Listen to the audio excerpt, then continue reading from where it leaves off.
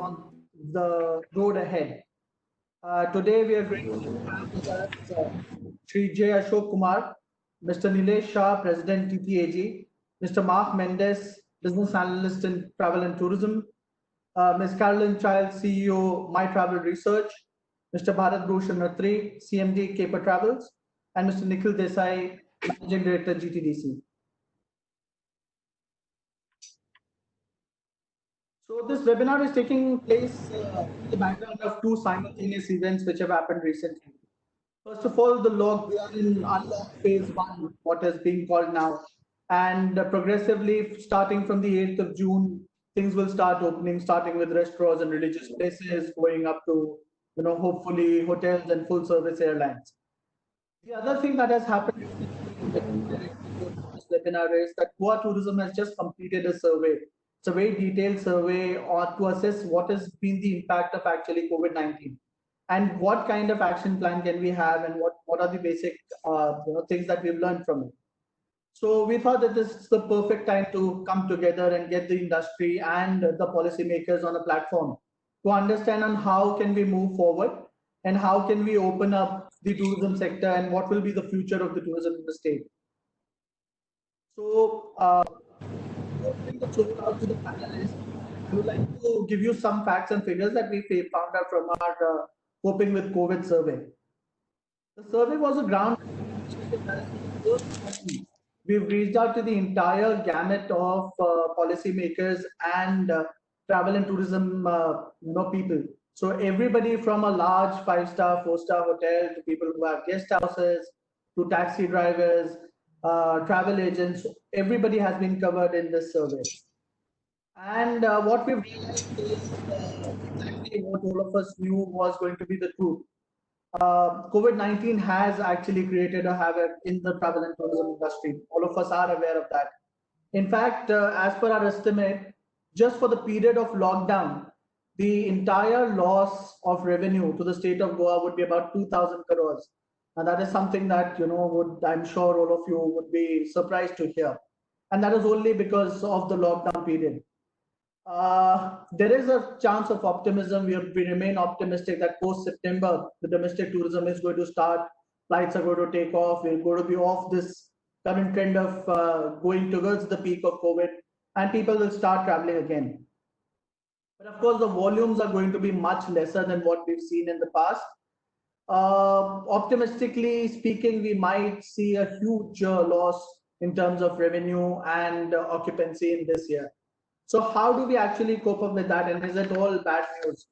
Well, if you look at the employment generation, hospitality and tourism constitutes of about 35% of the total number of people employed in Goa. So it's a huge employment generator for the state. Based on our survey and the models that we've created, we believe that anywhere between 30 to 50% of these jobs will be at risk. That means about 1.2 lakh people across the travel and tourism industry can be at risk at this point of time. But this crisis, like all crises, have also opened up a window of opportunity. The window of opportunity first is that we have time. Everything is blocked, I agree, but that also gives us a time to relook at everything and use this opportunity to recreate policies and processes which are going to help the tourism sector grow much faster in the coming years. The second opportunity and reason why I say that this is a great opportunity is tourists will not travel in the same manner. So we've had Goa, I'm sure all of you have been part of the discussions where Goa was struggling with over-tourism. Now that is not going to be the reality anymore. The paradigm has shifted. And therefore, there is going to be a change in the way we treat our tourists and the way the tourists also travel. So this change in nature can also be a very good thing. And, Goa can take up the flag of actually creating new value systems for the new age of tourists. Thirdly, everybody who's in the stakeholder chain, we've spoken to everybody and everybody realizes that we need to change and we need to offer something new, be it the government, be it the private sector. And I think this is one of those best opportunities where the private sector and the government can come together and create such great value and reinvent the brand Goa Tourism that it is going to take us further and further in the coming years. The major recommendations, as far as we were concerned, was first to change the entire impression of Goa. Goa was, branded as the fun party spot, as sun, sand, and sea. And we believe that this is the time to actually change our entire outlook and branding proposition for Goa. So we would want to hear our panelists' view on that. This also helps us in promoting cultural tourism, wellness tourism, these niche tourism products, which are going to be a major driver in the coming future as far as our global and national study also goes. We also want to turn Goa into the flag bearer and probably the biggest brand in responsible tourism in India. Now, once you think of that, you would always realize that the people who want to be part of responsible tourism, sustainable tourism, would also be the high-end value customer that Goa has been searching for in the past at least 4 or 5 years. The second bit where I think, and we would hear from the private sector, would be the need for high-end and high-quality investment. When I said that, it is important for the industry to come in because the government will not be able to do everything on their own.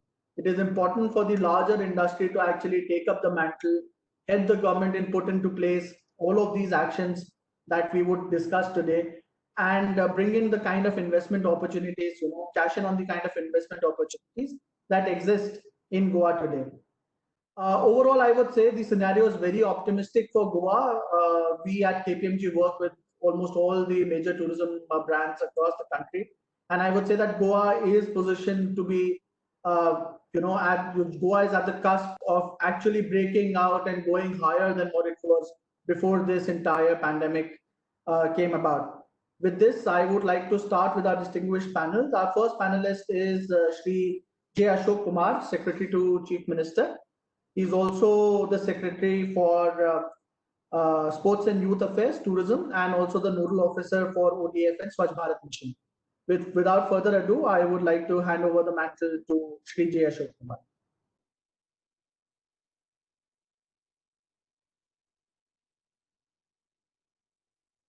Very good afternoon to all the panelists. Aalap, just confirm if I'm audible. Yes, sir, you are. Thank you. In fact, this is such a challenging situation which we all are facing, and it would be opportune to hear from all the panelists also as to how the industry is going to recover itself from such challenging situation which perhaps it has not faced in the recent past or little longer period also, you can say. But nevertheless, now the recent update is that the Government of India has also issued the standard operating procedure for the industry, hospitality industry, covering all aspects of the industry, to be begin operations from 8th of June. So that is being studied in detail by tourism department here in Goa also. But it is a fact that the industry has been badly hit, and it would not be exaggeration if we say that this is the industry which has been worst affected, and it will be the last to recover also, because the kind of impact it had on tourism is COVID-19. It is very much, and it will take a substantial time for the industry to recover from such a situation.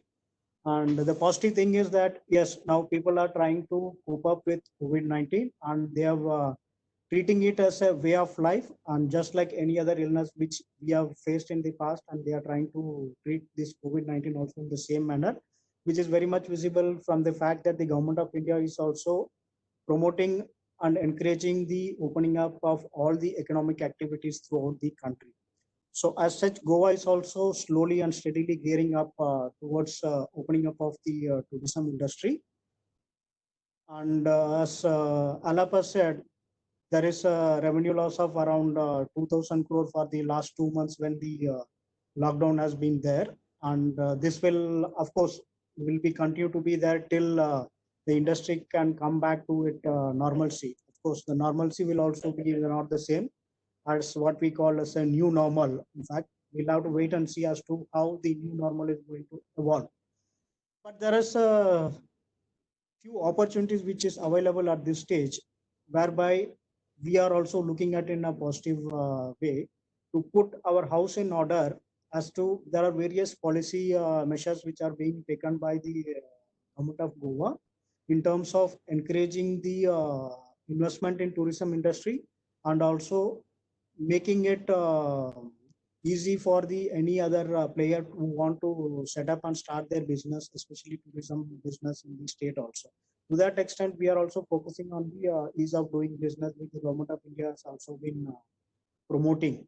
So, and there is a huge number of unregistered properties which are functioning in various names and categories.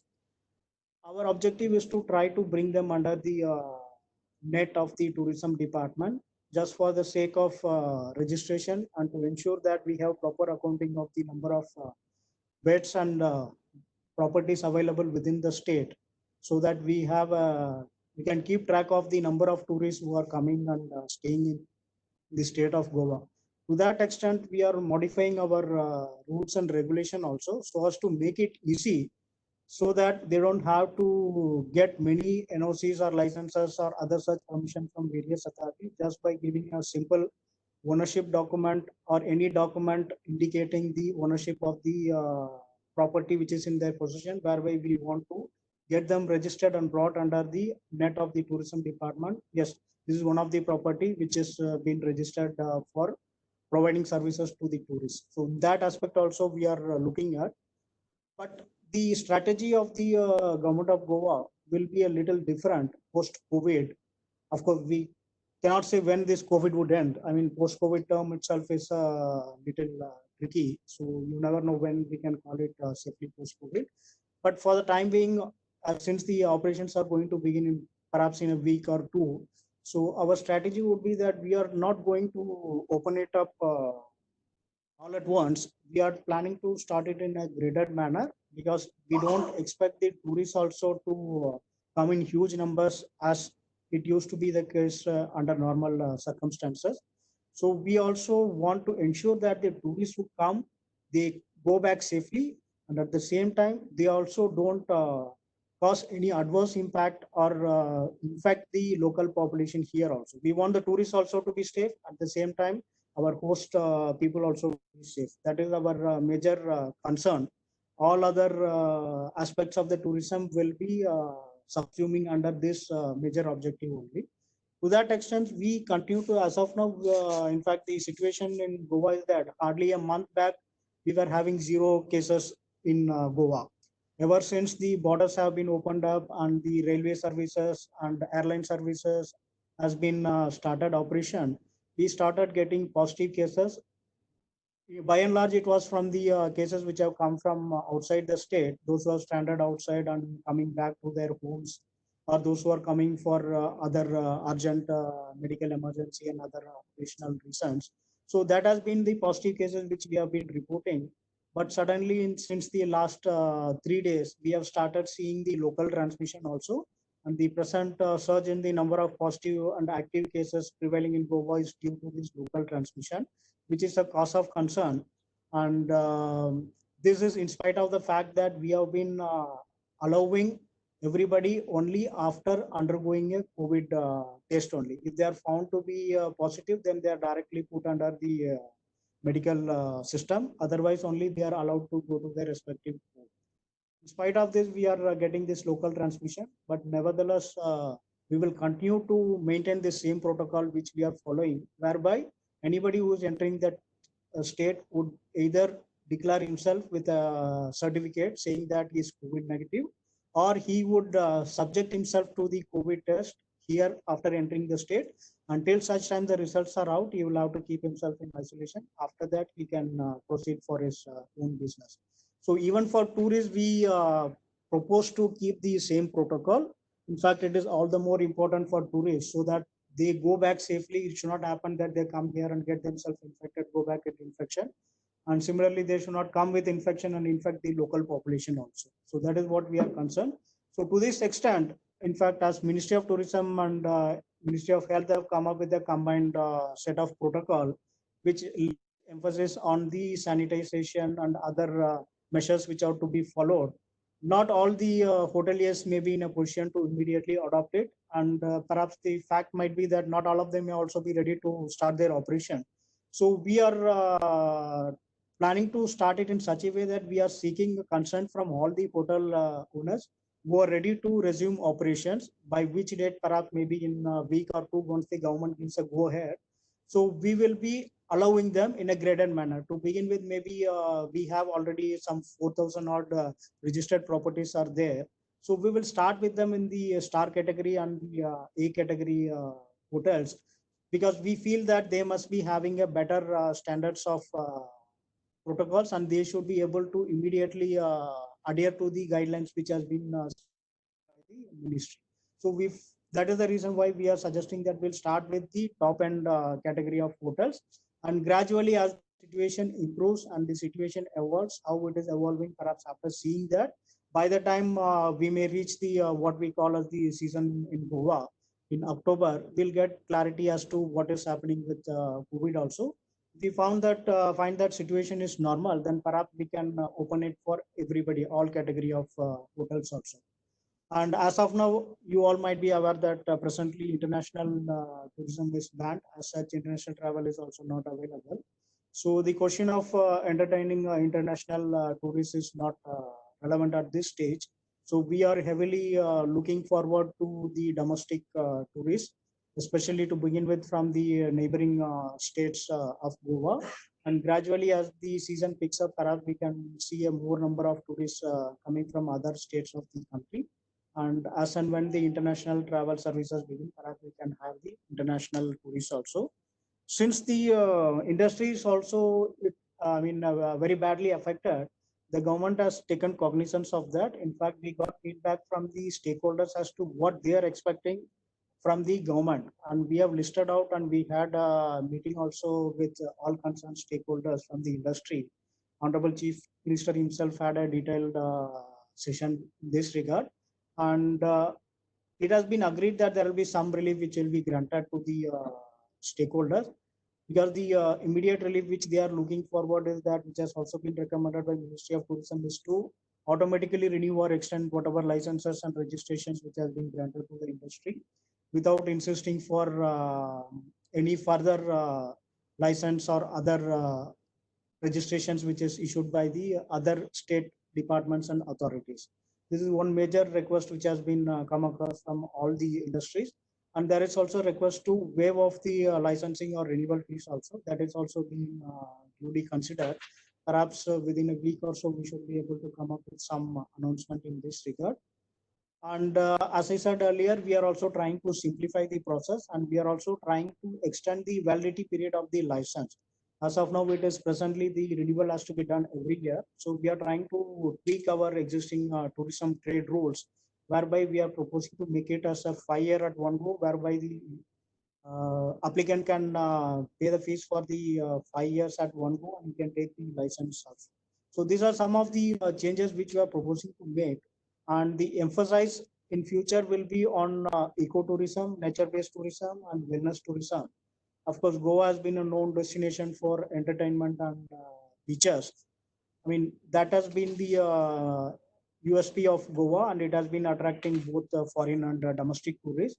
Not that we will lose track of that, it will continue to be there, but we want to diversify our products, and these are the products which we find that will have low impact on the environment also. At the same time, it will have high value also. And these are the products which will bring in high spending and low volume tourists into the state. So as such, we are trying to promote such kind of products in Goa in future. And I think I covered most of the points which I have been jotted down to speak about. As and when anything needs to be spoken about, I'll be honest. Thank you.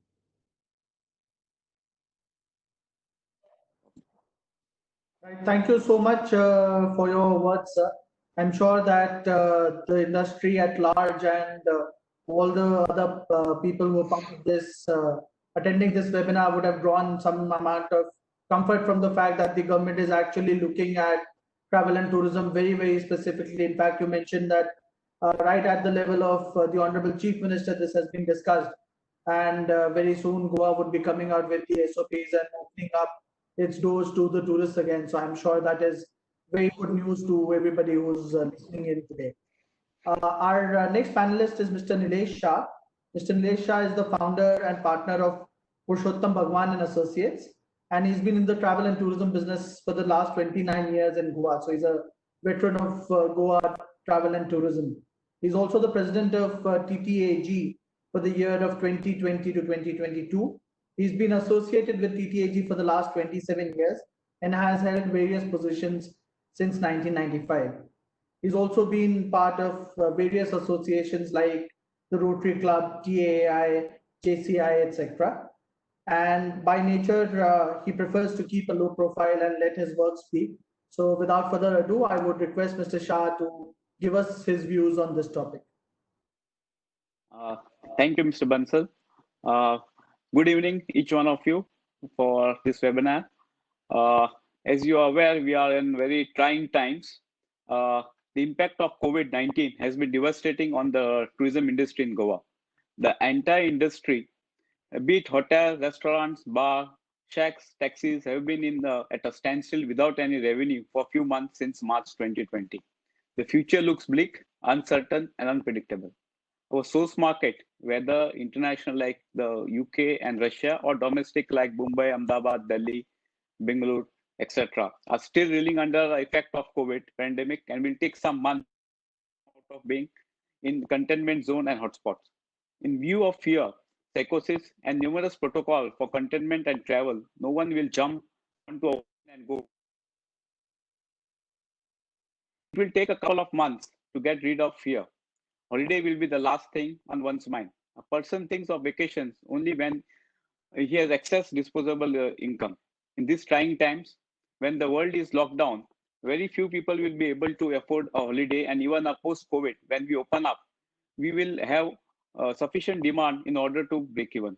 Even when the industry is allowed to open up, the low demand will enable the industry to sustain itself for at least a year. In Goa, even if everything goes well, we will struggle to return to pre-COVID level of business probably by November, December 2021. Destination that plays host to long-haul tourists will have the longest term of impact. The tourism revival will be gradual. Green shoot of tourism revival will start with tourists visiting destinations that are drivable. Initially, they may spend 1 or 2 nights at the best. As the fear of the virus dissipates, we will see the tourists taking trains and flights. Domestic at first, long-haul tourist travel may be about 6 months away. Friends, COVID-19 has changed not only the way we lead our life, but also the way we have to do tourism business. On account of COVID-19, we need to have various protocols and SOPs related to sanitization, social distancing, and hygiene at all levels. Tourists will also expect much higher degree of hygiene from service providers such as airport, airlines, hotel, coaches, etc. Perhaps the 4-star and 5-star will easily be able to adopt the new level of hygiene and sanitation and inspire the confidence in the guest. But we need to be more concerned with the measures to be adopted by smaller hotels and guest houses. Tourism Ministry has evolved a standard hygiene protocol that is industry specific. Having standard protocol makes it easier for small business to adopt. Also, the tourists will be more comfortable knowing that the hygiene protocol is approved and reliable one. There could be instance of tourists who are declared virus positive after a holiday, suing the hotel or coach industry. There may be a case where the people may have got after coming into Goa and back to their holiday destination, they may be caught with the virus. Maybe the cases wherein there may be a claim by the guest. So we need to have the insurance company negotiate with the insurance companies for COVID indemnity insurance against such claims. Some of these cases may be filed abroad, so they can get very expensive. So we should be ready for this. We need to change from the kind of business we are presently doing. Nightclub, mice market, banquets will have issue maintaining social distancing and following protocols. We need to move to outdoor to hinterland and distribute our tourism across Goa rather than concentrate in the coastal belt itself. Tourism will want very few restriction on their movement, while they will appreciate greater safety and hygiene. They will be put off it comes to way to their holiday experience. All protocol must be less intrusive and seamless as possible. Friends, in view of normal, the new normal will be the way ahead. After the new normal will be that we will have to continue with social distancing, all SOPs change of nature of business. The new normal will be the sanitized tunnels, maybe contactless check-ins and services, sanitized towels, linen, pre-planting and takeaway instead of buffet and banquet as far as possible. Self-service, outdoor service, plated room service, outside the rooms, sanitizing everywhere, unrecognized guests with masks, and perhaps staff with PPE, etc. All this involve additional costs, and the revenues are going to be slumped down, at least for the first years. We'll have tighter margins, which will not be sufficient to service debt. We need waiver rather than monitoring. We'll get to normal life only when we have a vaccine, and then only we will be able to sign off a relief and go around doing business. The industry is getting ready. We at TTG have prepared all and compiled to reopen SOPs and guidelines for post-COVID operations. All these new SOPs and protocols will increase the cost of operation. There is therefore need for operational loans at low cost. Though the central government has announced many financial packages, the banks, especially private banks, have not benefit to the industry. There is a need to drastically reduce interest rate, matching the reduction of repo rate by the Reserve Bank and Finance Ministry. Hotel now can register under SME or MSME and avail lower rate of interest, but it is not yet been operationalized. The choice between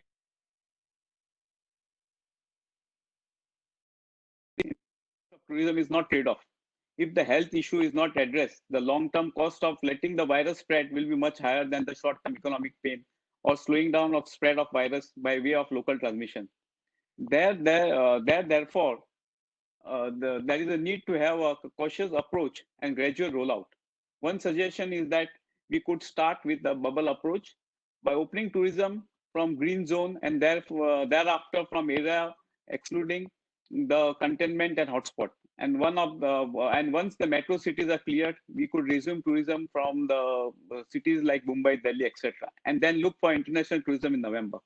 Coming to Goa situation, we need to protect our image as a relatively COVID-free state. Testing in Goa at all entry point is a must. We need to increase our lab testing capacity.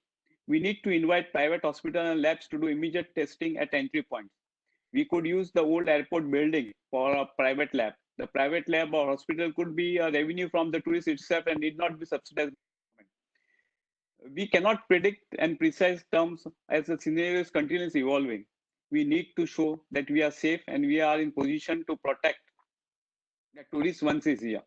We need to have sufficient medical facilities to deal with any serious situation in case tourists test positive. We therefore need to follow to SOP strictly, which will protect the tourists from the COVID-19 virus. Only then the tourists will feel safe to come to Goa. We have seen that recently COVID cases have increased in Goa, and tourism should not be the cause for the increase of these cases further. Testing at entry is the safest way forward. We in Goa need to consider the situation in our source market is still bad, but the economy has to restart. We should implement SOPs in place and also have clear-cut strategies in case COVID person is found in hotel. And the measures to be taken by concerned hotel for disinfection without affecting other guests in hotel operations. Goa COVID-19 status is changing constantly, and we need to take decisive as and when situation unravels.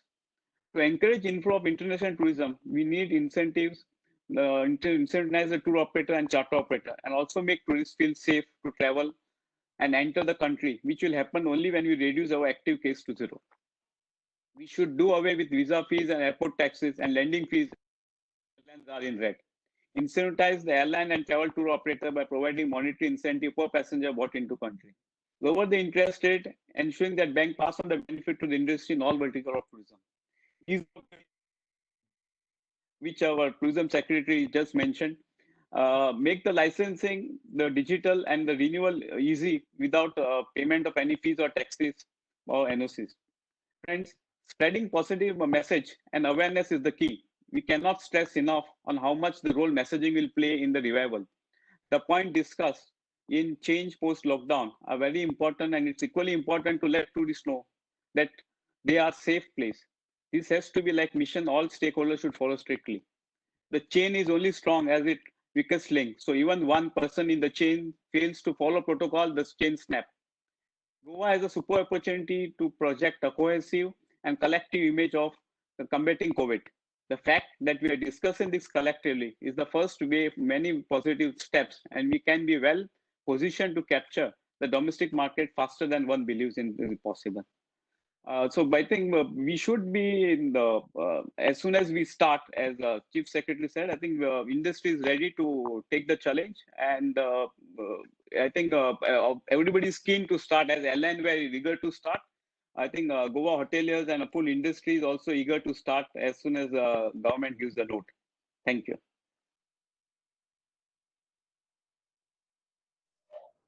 Thank you, Mr. Shah. And I believe that everybody would agree with your analysis that the chain is as strong as its weakest link. And it is most important that both the government and the private sector come together at this point of time and spread out that message to all tourists coming to Goa that Goa is a safe place. And of course, the cohesion of that message and everybody being behind that message is going to be the key aspect going forward. Only by doing that would we be able to attract the same level of tourists, the same kind of tourists that we've always wanted to attract, be it at the higher end of the spectrum or be it in terms of volume. So thank you so much for your views, sir. Next, we have Mr. Nikhil Desai. Mr. Desai is working as a senior government civil servant in the government of Goa. Shri Desai is currently posted as Managing Director of GTDC.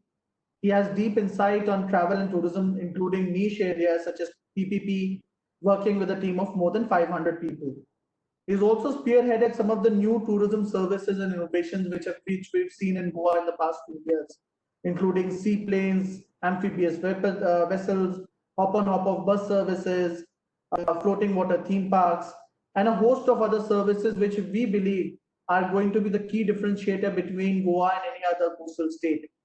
He's also worked extensively with a team of engineers and architects to build durable tourism infrastructure, which is going to be the other key aspect when we're inviting tourists now, because unless we have core infrastructure in place, I believe that the tourists would not be comfortable in traveling to any destination.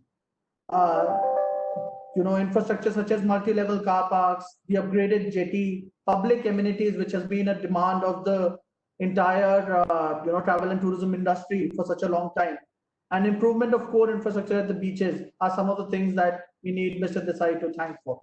So without further ado, sir. Well, the situation indeed is not only unpredictable but unprecedented. And who else would have thought just in the month of January, we were all preparing for some great numbers, some great performance for the current tourism season. And many of our stakeholders were looking forward to ushering in a vibrant new tourism season 2020 this year. But then with this kind of pandemic that has hit all over the world, not only Goa, but rest of the country as well as rest of the world are in dire straits. And as has been rightly put by our secretary, the sector has been one of the worst hits. It will be the first one to be hit and the last one to recover. But I think having said that, and we are living in very, very uncertain times, there is no particular or a specific timeline by which anybody can tell for sure that this is the date by which this pandemic is going to end. So so it is said that a unknown or unseen enemy is worse than a seen enemy. So we are looking at that situation as of now. But I think it's time for us to introspect. It's time for us to hit the reset button. The fact is that a lot of businesses, especially the restaurant and some of the hotels, were already struggling even before this pandemic came upon us. And I'm sure there will be a lot of challenges, financial challenges, the challenge to retain the manpower. We have seen mass migrations that have been happening from Goa into outside. In Goa, we are a small state of 1.5 million population, and we also depend on a large number of people from outside Goa to provide key and essential services. With the pandemic and the migration that has happened, a lot of these services have been hampered. We wouldn't have enough boots on the ground to take care of all these services. So that's going to be a key challenge, and more so in the hospitality industry, where a lot of boots or a lot of manpower is actually required to service the client's expectations. So having said that, the way ahead for Goa would be that we will certainly ascertain the level of preparedness of our hospitality and tourism partners. We will definitely reach out to them in the easiest possible manner and get their feedback as to what is their status and what is it that they want to do in the coming season. Once we get a grip on this, then we are going to go back to our drawing rooms and then come out with some policy in which we are going to look at a very phased reopening of this entire sector. But as we do that, and as I said, it is time for us to reset. And by reset, I mean there's a need for Goa to focus on its tourism infrastructure. There's a need for Goa to regulate its tourism trade.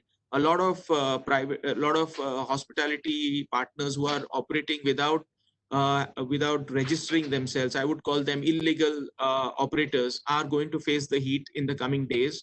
One thing is for sure is that a lot of these illegal or unregistered properties are going to face a torrid time, because the government has decided to regulate this industry in the best possible manner, professionalize the industry, and have a level playing field for all the operators who are functioning in this market. And this is also applicable to the online travel agencies. At one point of time, we've seen that a lot of these OTAs went overboard to onboard a lot of these unregistered properties. I think those days are clearly going to be over. The time now is to give good, sustainable business to all the hospitality partners who are doing business legally, who are doing business responsibly. We will reach out to them and see how best we can mitigate the crisis that they're going through. And as we do that, definitely we have a lot of support coming in from the Ministry of Tourism. I've said this before, and we are going to focus on completion of the pending tourism infrastructure projects. The Mopa Airport, for which the work is underway, and we hope that it will be completed very soon, will be a game changer for Goa's tourism industry. If we divide the phases currently, it would be 3 clear phases. Right now, we are in a survival phase. Everybody is groping in the dark for answers. But I'm sure very soon that phase will be over, and we'll be going towards a phase where we would be stabilizing our businesses, we'll be stabilizing our practices. And once we enter that, I would like to last for about a year or so. And after that, we are going to consolidate. And when we consolidate and further build upon our achievements, I'm sure Goa is going to definitely come out on top of the game with the planned infrastructure, which is rapidly happening all over the state by inputs from Ministry of Tourism as well as the state-funded projects. We're going to see a lot of these projects, which have been in the pipeline for quite some time, going to see the light of the day. I would like to mention a couple of them.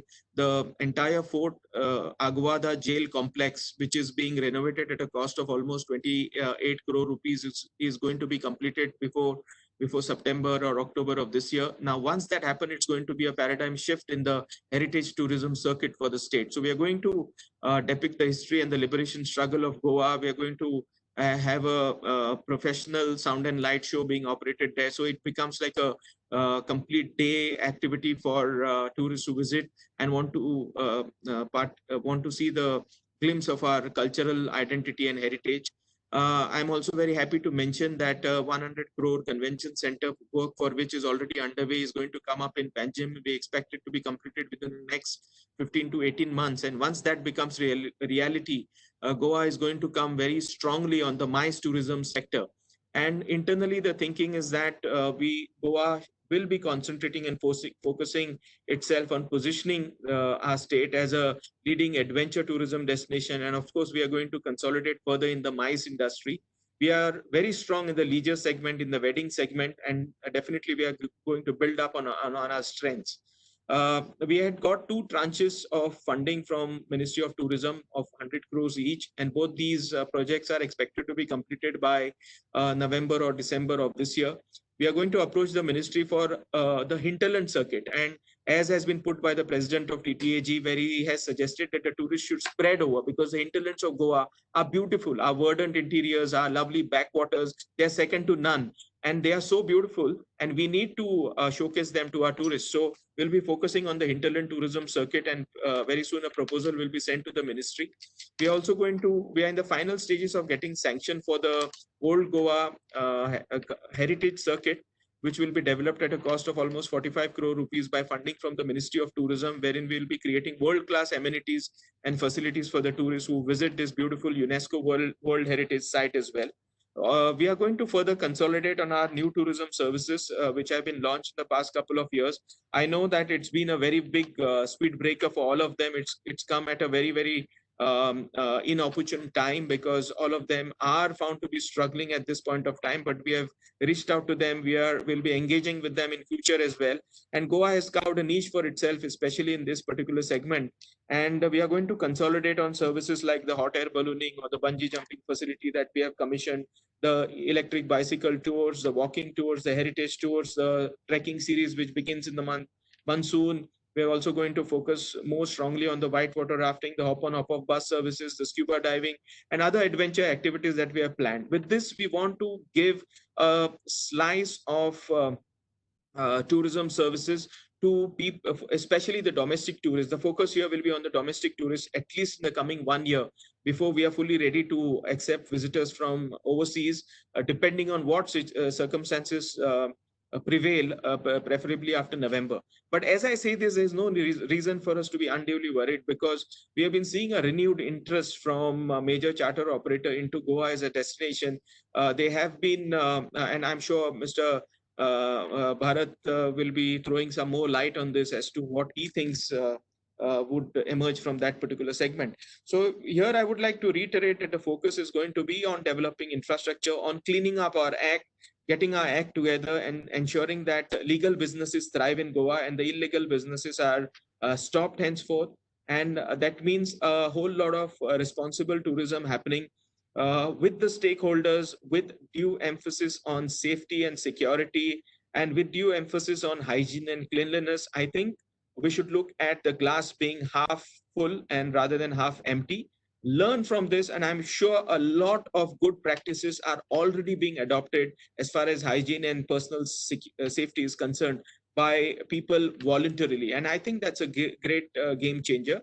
And if we can provide and consolidate on these practices in the days to come, I'm sure there won't be any dearth of opportunities for Goa and its tourism industry. I am a diehard optimist. I know these, if as they say, the bad times don't last forever, and we have to be prepared for the good times. And I'm sure the good times will be back very soon. But the question is, will we be ready to take the advantage and take the benefit when the good times roll in? I'm sure our responsible partners in the hospitality industry are all geared up. They are getting themselves geared up. And one good thing that is coming out in unison from all our hospitality partners is that they don't want to rush into it. I know all of them are hit very badly. They have loans to pay. They have got so many overheads onto their on their companies, but none of them are showing an undue hurry to just open up, or in that they just don't want to take any illogical, irrational steps at this point of time. And I think that's a great way ahead. And most of them have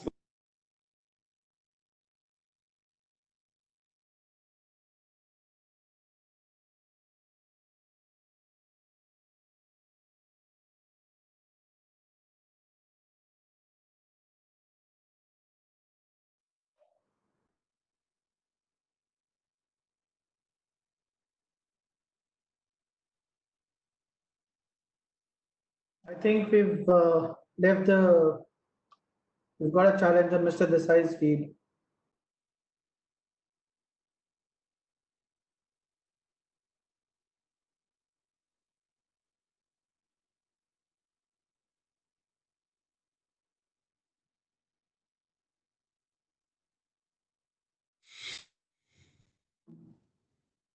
Yeah. Yes, back online. Yes, sorry for the interruption. I think there was an outage here. And as I said, the dark times or the bad times don't last forever. You see, we are back in the light, and I'm sure that's what is going to happen to our tourism industry in the days to come as well.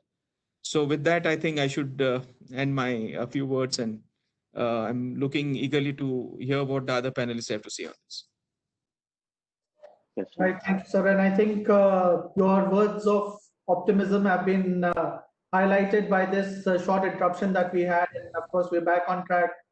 I believe that the entire industry is expecting that this is going to be a small blip on the larger scale of tourism development that we are to see in Goa. Absolutely. I'd also like to thank you for highlighting the major infrastructure development that is happening in Goa.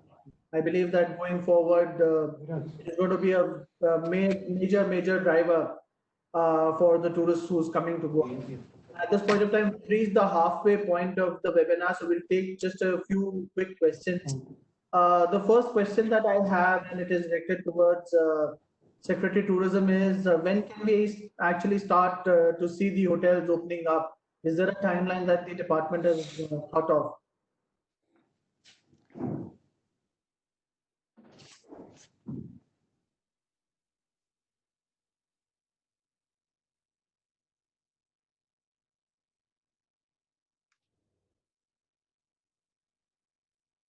Yeah. So as I said, just yesterday we got the SOP released by Ministry of Health and Family Welfare, and hospitality industry has been permitted to start operation from 8th of June.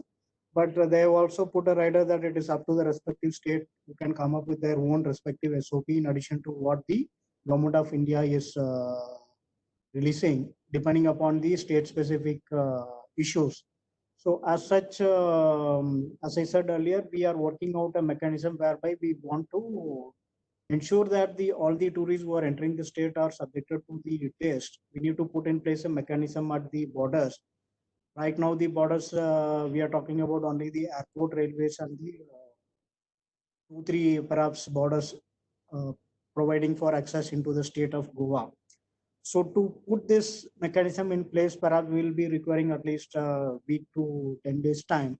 And in fact, I would also like to take the views of the the political dispensation also to find out how comfortable they are in opening up of the tourism industry. Ironically, when we were having 0 cases till 3 weeks back, tourism industry was not permissible activity, even restaurant for that matter. But now today, when it is being permitted, we are having many cases being reporting every day. But that is a reality which we'll have to cope up with, and we are prepared for that. So hopefully it will start not later than 2 to 3 weeks time. That is what the outer horizon that I can say now. It should not go beyond the maximum 3 weeks.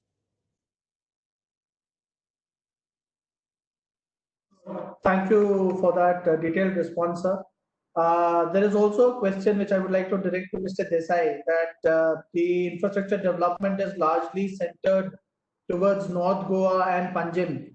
Is there a plan of actually developing the southern side of Goa and some infrastructure plans that you have for South Goa?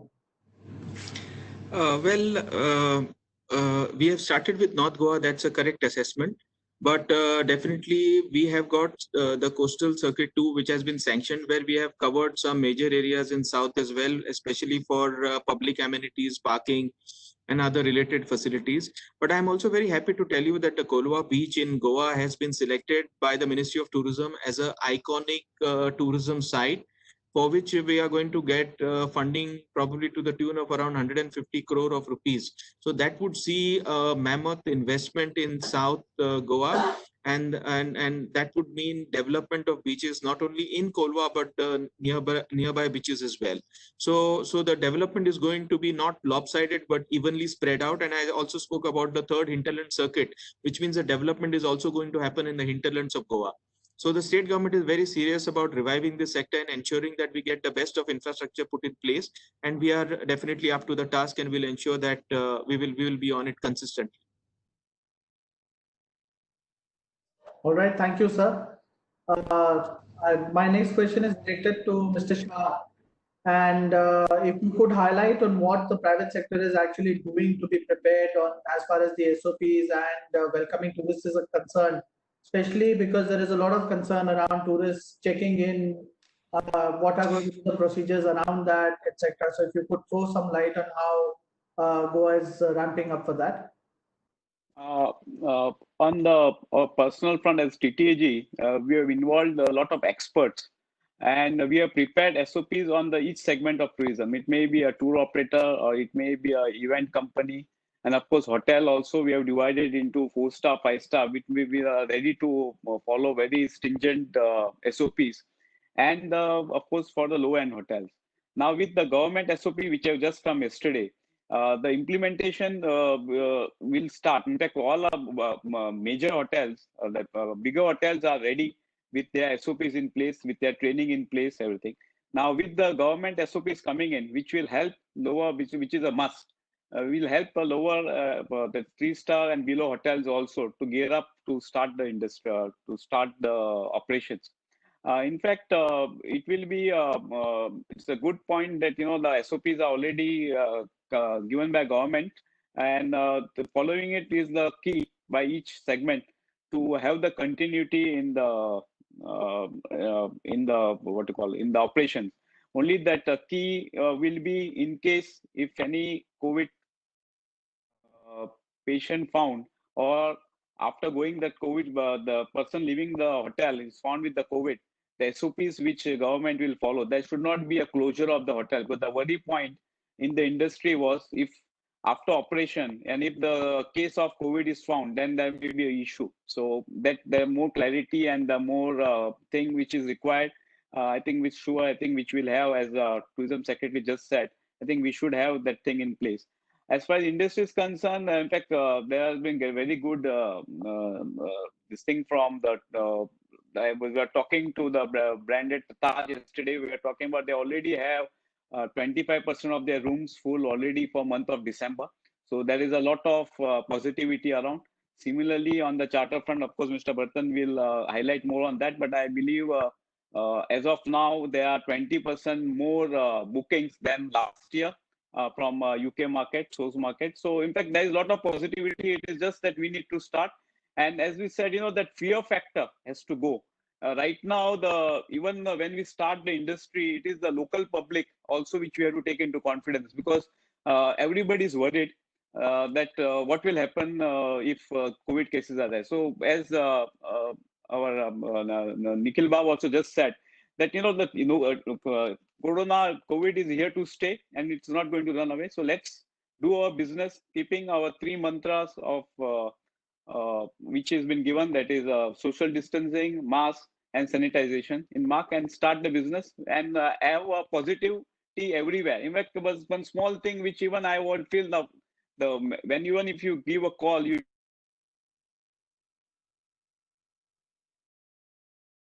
because people have understood, because now the fear factor is setting too much in each segment of, especially in the tourism industry. So I think that fear factor should go. So now more of a messaging has to go, a positive messaging has to go. That's what I feel. Thank you, Nilesh. One question directed to Secretary Sir, Mr. Ashok Kumar, is about safety and security concerns that a lot of tourists is going to have. This safety and security concern is also about being, mistaken by locals as a COVID carrier, especially when we start inviting the foreign tourists. This is going to be a key concern. So has the government thought of any SOPs around it?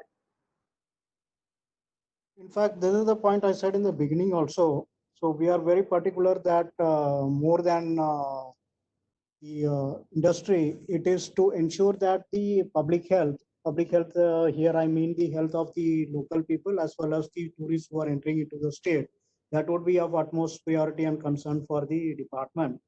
So this is precisely why we have been saying that we will be subjecting the tourists, whosoever who wants to enter into the state and have a good holiday season in Goa, they will subject themselves to testing, or they get themselves tested and come with a certificate declaring that from ICMR recognized lab, saying that they don't have COVID or let's say coronavirus, and they are corona negative. So if they come with such a declaration, which should be taken within the last 48 hours before they arrive into the state, then that will be accepted as the entry pass for the tourist. Otherwise, we will subject them to the test, for which we are working out the modalities, which will be in place very soon, whereby we take the swab sample, test them, and it will take some time, maybe perhaps from 6 to 8 hours of time till the results are out.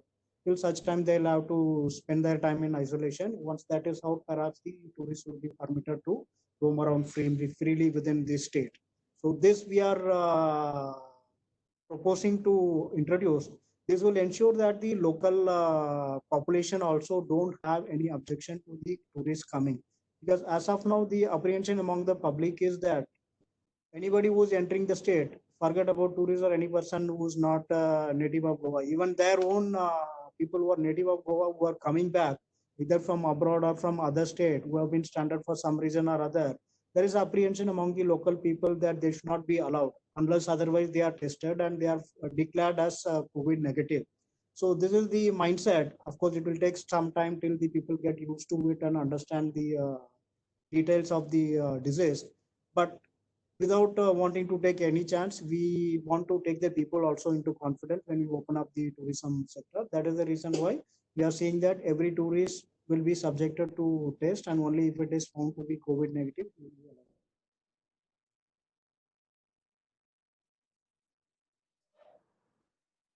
All right, thank you so much for your views, sir. We would like to now take this webinar forward. We have with us today Miss Carolyn Childs. Ms. Carolyn is the CEO of MyTravel Research. She's also a co-founder of it. She has the passion in empowering travel organizations to succeed. Her career spans over 30 years and over 35 countries, including having worked with the Travel Research Center, IATA, TNS Australia. She's a top-rated speaker, so we're very keen to hear from her. And she also has been working on key trends in markets like India. So she brings in that flavor and understanding of how exactly are the foreign markets going to look at India, especially Goa in this time. So over to you, Carolyn.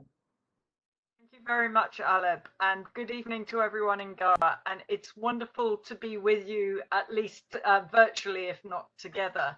I think probably one of the things is many of the things I'll be talking about are things that have already been touched on here. I probably want to say to you across the miles, I'm based in Australia, we're all in the same boat. The things that you're feeling and suffering as an industry are things that the travel and tourism industry all around the world is suffering.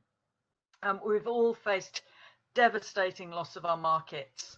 We've all felt that we just saw business disappear overnight. And that could feel bad, but like many of the previous speakers on this call, I'm an optimist. What that says to me is we've got each other to work together and to learn from. And indeed, many of the things that you've talked about are common themes that we are seeing in tourism all around the world. And the first one was I noticed there was some reference to forward bookings bouncing back. Now, what we've seen is as restrictions have lifted absolutely everywhere, there has been not back to initial levels, but certainly we are seeing things bounce back. People fall in love with traveling, and once they've fallen in love with it, it becomes more and more important in their lives, so that we know that we are drawing on a desire to travel. But if you're familiar with the idea of Maslow's hierarchy of needs, where it starts with those core needs of having enough to eat and safety and security, up to that idea of that more experiential life, what we do see is almost there's two areas where I think there's been a big hollowing out of the middle. And the first of those is we definitely want those unique, special experiences that only traveling to a specific place can give us. But we do need that trust and reassurance before we come. Now, some of that is around health, and we've talked a lot about health, but we in travel have a very specific problem, which is our very, very long supply chains mean that when people have needed to cancel their trips, we have having massive debates about booking. We're seeing very, very shortened lead times to people to convert to booking because they're very worried that if there's another outbreak, they're going to break out. So people want to know two types of trust and reassurance. They want to know that they're safe. They don't want to capture, obviously they don't want to be exposed to the risks of COVID-19, and they want to be able to commit with reassurance that if things go wrong, they haven't lost everything. So one of the things we're seeing around the world is the businesses that are profiting in driving early conversion are those that are actually being flexible. You're not giving anything away, I would say, to give flexibility to a customer, because you'll get many, many more bookings. And if you lose some of those bookings, you'll still be better off. The other way that I think we've seen a hollowing out of the market is looking around the world. I saw data from STR Global. They're saying that the two areas that have come together, the top, which is luxury, we're seeing luxury is going to hold up. there's a talk of us all being together in COVID, but some of us have had a better COVID than others. And at the top end of the market, we're still seeing that area. So luxury is going to come back, and the other area is very much at the bottom, the basics, the simple things. And that seems to be what we're seeing in global trends around the world. So the big challenge I see for your industry are those people in the middle, the three-star type properties, the more basic, more generic type existence. That's where the struggle is going to be. Now, Aalap, in your opening address, you touched on many of the things that we are seeing that are global. Not everything humans lost from COVID, nature won. You know, parts of India, I'm sure many of you, I heard some of you are based in Delhi and calling in from Delhi. And you've seen views of the sky that you haven't maybe seen for 10 years. And your air is suddenly cleaner and better. We're holding some of that together, but we've also been locked in our apartments. So we're looking for space and we're looking for nature. So those nature-based experiences, those experiences of being outdoors in wild places away from things, is very much something that we think you'll be able to leverage. Wellness, and it's great to hear that. You know, I already knew that Goa does have a very strong reputation in this area, but it's going to be more and more important. What you may need to be thinking about is wellness in the sense of mental health, in that the toll on human beings globally, we're seeing trends around mental health. So I would encourage you to be building ideas around mental health and balance into all of your wellness experiences. The other thing that I think is really wonderful to hear is the work that you're doing in looking at more of the, you know, it wasn't all wonderful before COVID. We did see, and Goa was indeed globally known as somewhere that was at risk of being loved to death through over-tourism. So we're definitely seeing a mind shift, especially as people emerge, to say, well, look, we do have this pause for reset. We didn't choose it. It has many terrible things. I would never want to underestimate the people who are sat on this call wondering if they'll have a business next week. But it does give us that moment to move not even just into sustainable tourism, but to a tourism that actually puts more back. And I feel that destinations like Goa are really in a position against, you know, some of the more mature tourism destinations around the world, like in Europe, for example.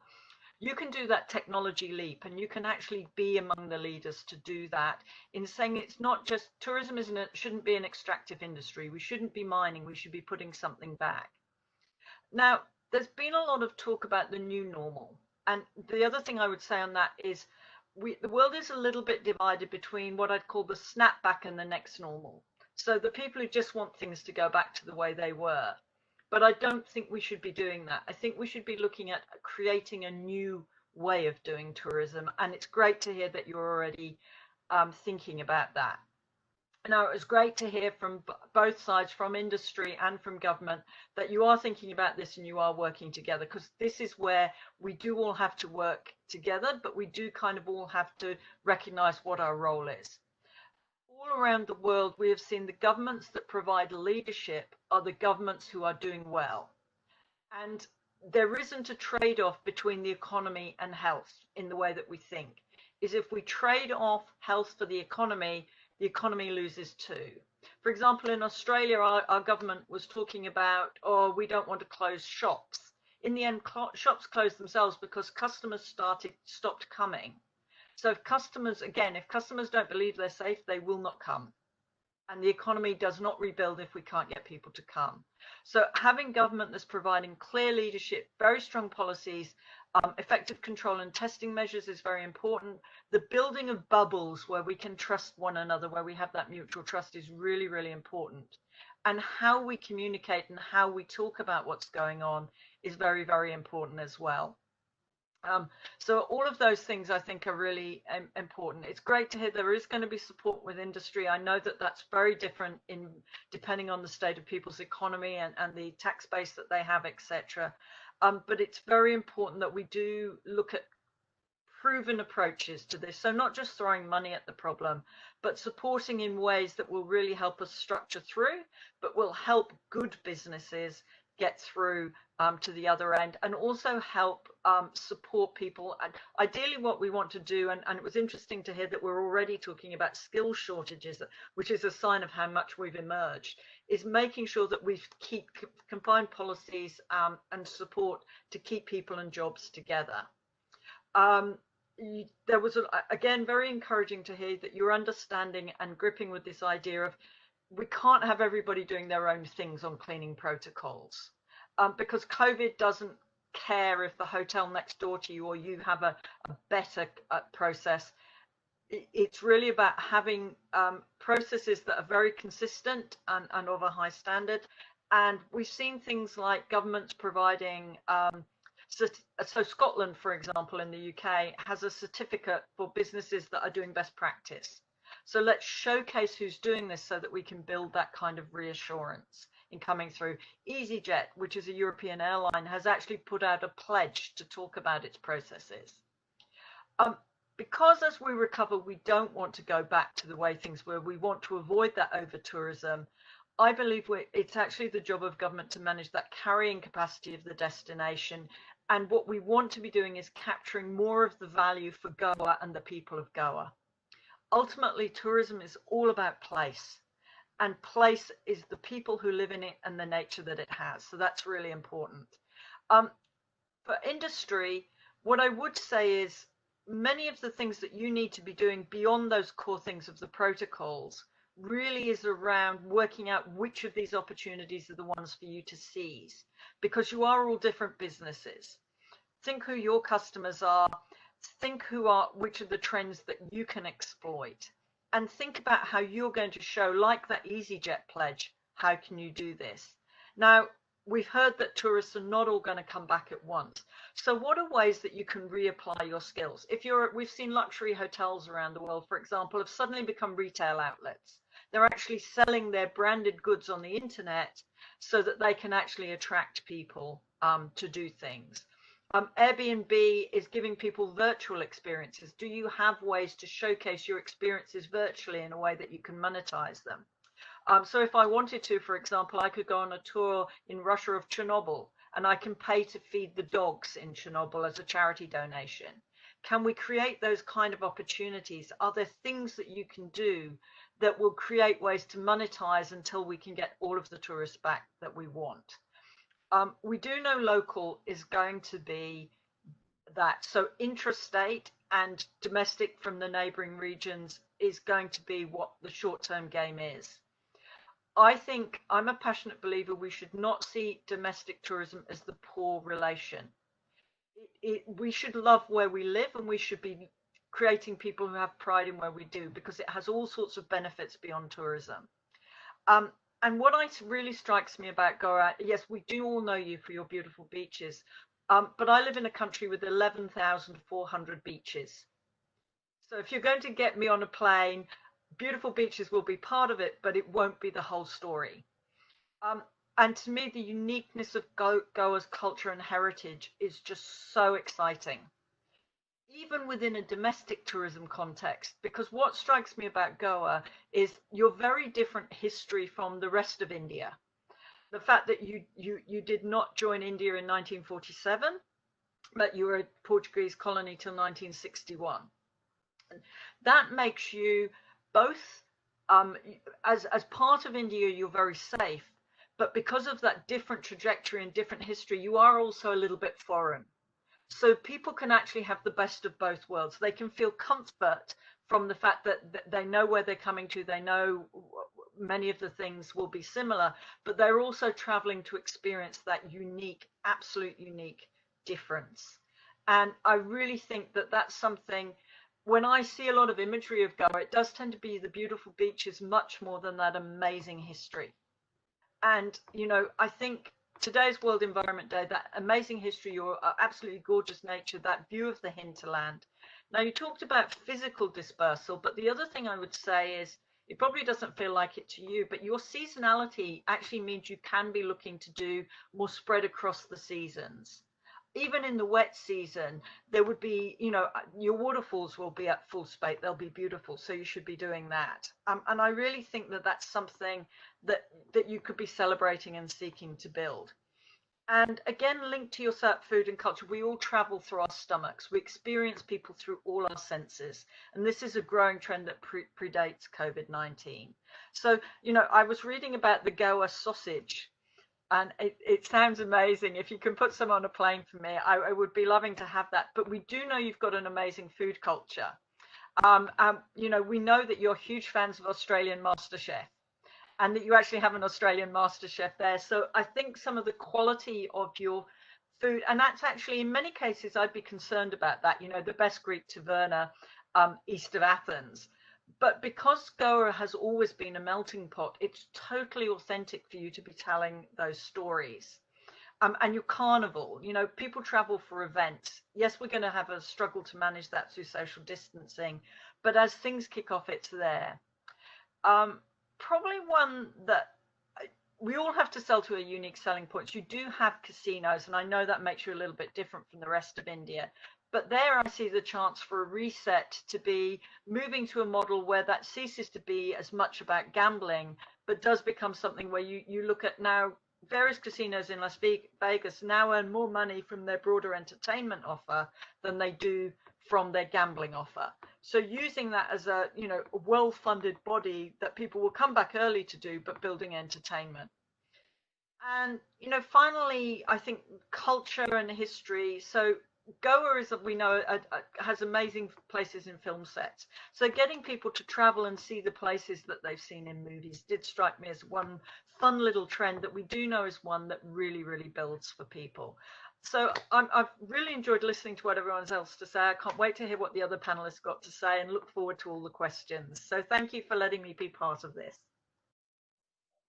Thank you so much, Carolyn. Of course, your word brings, I think, more joy to all the panelists and everybody hearing. And I'm sure knowing that, there's so much of potential that there is in Goa, and it is also accepted globally, brings that much more amount of comfort. And as you rightly pointed out, Goa is looking at leveraging its intellectual tourism, as Secretary and Mr. Desai also mentioned. Additionally, it will help us in social distancing, and going forward, food is going to be a major part of the revival story of Goa. So we appreciate all the points that you've brought forth, and I hope that we're able to action on it. Next, we have Mr. Bharat Bhushan Atree, suave, dynamic, with an impeccable vision to excel. Mr. Atree is the managing director of Kepa Group. He's an entrepreneur who's already carved a niche in the travel and tourism industry. He started with a small startup with only 2 members, and today has more than 500 members, and Kepa Travels is a force to reckon with. As managing director of Kepa Groups and his flair for travel and tourism, he likes to explore diverse cultures and enhance the scope of business to embrace the zenith of excellence. Also, being very tech savvy, he's boosted his potential to achieve the maximum amount of potential that is there in the travel and tourism industry. So without further ado, I would like to invite Mr. Bharat Bhushan. Some great words, Aalap. Thank you. Namaskar and good evening to everyone. Well, out here, I would want to make it quite simple and straight. What I think we all are wanting to know right now is what's actually happening around us, and how do we come out of it, and what we expect from the government side also. So to be able to plan for the future, I feel that it's essential for us to comprehend the current scenario, both domestically and globally. Both these scenarios, while being different from each other, also have certain points of similarity. So let's begin with domestic part of it first, because I believe that this is the part that most people are very optimistic about. But it's not what it looks like, according to me. Just for example, I have this study, which shows India has over 65 million MSMEs employing over 150 million people, and over 130 million people are self-employed. Now, about 35% of MSMEs and 37% of self-employed individuals have started shutting their businesses, saying they saw no chance of recovery in the wake of COVID outbreak. 32% said that they would take about 6 months, to recover, and 12% estimated 3 months. There has been large scale of unemployment, pay cuts, and people have had to dig into their savings to survive. Now, in such sort of a scenario, I feel the demand from the domestic market will not be the same as what it used to be, as in the coming times. People would want to secure their livelihood first, and traveling for pleasure will take a back seat. But yes, it will definitely start trickling in. Now, coming to international tourists and charter flights, currently every country that we see around, is battling with the corona outbreak, which has taken a massive toll on its economy. Each and every country is trying to find its way to sustain and pull through. Numbers are big in terms of unemployment and business closures. All the world economies are going through a trial and error process, as may I say. And only in the future we'll be able to conclude what worked and what didn't. And during the current year, I can say that I'm quite optimistic that charters from Russia will operate from November onwards. This might not be, in their full capacity, but from Jan 2020 onwards, I'm 100% sure, that we'll see them bouncing back strongly, as Russian market is quite resilient. And now, their claim of the new antiviral drug might also offer a ray of hope. But as for, the British and Scandinavian markets, I don't foresee any movement happening from them, before next year, January, because the kind of policies that, these people are coming up with, quarantine, this, that, the list is long. I believe that, it will be the younger travelers in the 18 to 35 age group who appear to be less vulnerable to the coronavirus, maybe among the first to begin traveling again. But definitely, in reality, it doesn't really depend on any planning of tour operators like us anymore. It all depends on the policies of the government, not just in India, but other overseas governments as well, of how and when borders will open up and what sort of policies. As I see that, things will remain at a standstill till a time a vaccine or some sort of medication is out, and then, we all know that everything changes. But, I have no doubt at all that tourism will bounce back with a bang, but until then, we need to brace ourselves. So now, to overcome this situation, we all need to reboot our system. And most importantly, we need to create a demand. And for that, we need to gain confidence of our clients. And the first and foremost is to convince the tourists that it is safe to travel, and assure them that all precautions are being taken to make their stay comfortable, guarded, and enjoyable. So what we should be doing in terms of our planning, the way ahead, the so-called, I would say, new normal, as we all know, COVID-19 is not going to change, is going to change, every aspect of human life in a drastic way, and tourism will not be the same. So in my opinion, most significant and devastating impact will be, as even Carolyn said, will be on the small hotels, restaurants, and even on tour operators like us, which will find themselves in a catch-22 situation. They will require to invest a lot of money to make their establishment compatible with the norms post-COVID-19. And at the same time, they are financially most vulnerable to get finance, to invest, to be ready post-COVID. Simultaneously, these small participants of our industry have to fight a perception battle, where people in general think that they will not be maintaining proper hygiene and safety standards as required. Every player in this industry, I believe, that needs to overhaul their SOPs, keeping hygiene and wellness as most important focus area in their daily routine, and need to market them, that is very important, need to market them well to remove doubt and reassure the clients. That's how, the clients are going to get convinced, and they'll start coming in, to those establishments.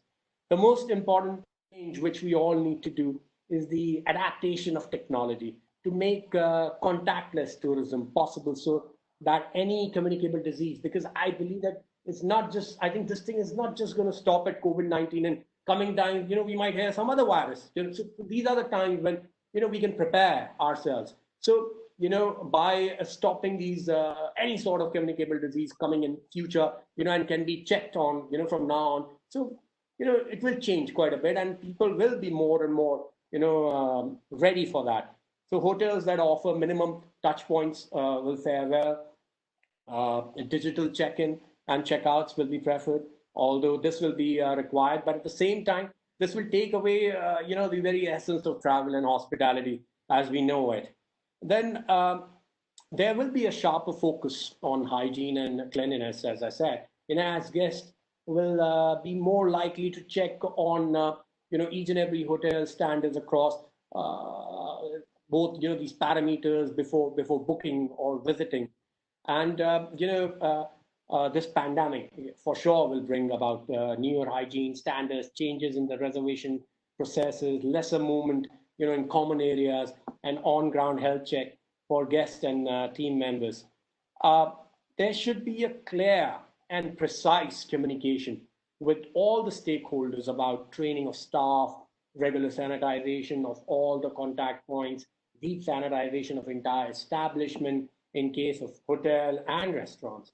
And then I have no doubt whatsoever in my mind that there will be an increase in luxury holidays, and people should, think of providing.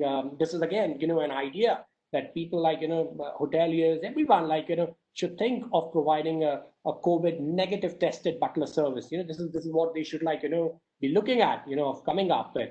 Then, there will be rise in demand for yoga and nature tourism, which again, Goa is quite popular for. And then like, rise in private and solo tourists as well. Then lastly, what I think we should be looking from the government authority side, as they need to play a major role to help induce the demand as well and to maintain it. There are expectations, in the interest of everyone. All I can say is that I think we all have done well for the government in the past few years. Now it's time for us in tourism, to be protected. So authorities need to make sure that travel, first of all, is up and running with all precautions, both from the travel industry side, service providers, even as well from the traveler side. One should, come up with the policy of this is very interesting. I thought about it, and many countries have like started doing this. One, I think the government, the authorities should like come up with a policy of covering trip expenses if affected on holiday in Goa. This will definitely boost the confidence of an international tourist, by sending a strong message about the destination's hygiene. Definitely again, before reopening, government must again figure out ways to manage crowds better so all can have their personal space. Timed tickets again should be the answer and should be the new normal, where tourists can choose a date or time for advanced reservations. There are like a whole lot of for excursions, attraction events, so to avoid large crowds. Holiday again, should be made. This is something again, government can look at and I think can be easily done. Holidays should be made tax-free, as if in following norms of social distancing, keeping hotel, restaurants, transport, it will be all, I'm sure, at a 50% capacity, following all these norms, which I'm 100% sure will lead to an increase in cost for all the, units, hotels, companies, everyone. So this step, would help reduce the burden of expenses on all involved. Again, GTDC, which I think they should like, conduct guided tours on Goa, and then it can be live, on Facebook and other social media, and reveal, the hidden beauty and charm, to the world of Goa. This I feel is much more easily doable, though as Carolyn again said that, virtual tours, I mean, like, complete agreement with her, is the best, but the thing is that I think it would require investment. And out here, as far as Goa live streaming is concerned, on Facebook, easily doable without any, like, much sort of an expense. There again, like, should be zero visa fees, as, Nilesh said. And, we should, like, look at making free entrances, to attraction monuments. And, so this is another thing. And again, which I would want to repeat, I think Nilesh has already said this. I think there are these long pending incentives which should be worked out for all charter foreign operators, like most of the other countries do. It is nothing new. That also, like, should be looked at. So with this, I would want to conclude. And if I would say anybody, needs any of my assistance, please do feel to reach out to me by calling or writing to me. Over to you, Aalap. Yeah. Thank you so much, Bharat. I'm sure everybody would be happy to hear your views, and especially understanding that tech is going to be a major driver and change in the new normal. And I'm sure the policymakers who are here with us today would also become cognizant of the fact that newer marketing approach, a newer approach of reaching target markets is needed, and of course incentives which the government will have to eventually think of and roll out as this progresses. So thank you so much for your views. Last but not the least, we have Mark Mendes with us. Mark has spent the last 35 years in tourism and aviation, so he's another industry veteran that we have with us today. For the past 18 years, in fact, Mark has his own venture, and he represents various tourism boards, international hotel chains, cruise liners, car rental companies, etc., in the travel and tourism space. And his in-depth knowledge of Indian travel and tourism industry, he has developed business strategies on actually getting these international firms to India and helping them execute business in India. Also, interestingly, because that has been one of the things which has been highlighted by all other speakers, in 2012, Mark has started an NGO called My Village, which is actually promoting village tourism in Anjuna in Goa. So that's one of the things that Mark has done, and probably Mark can shed some light on that as well. Over to you, Mark.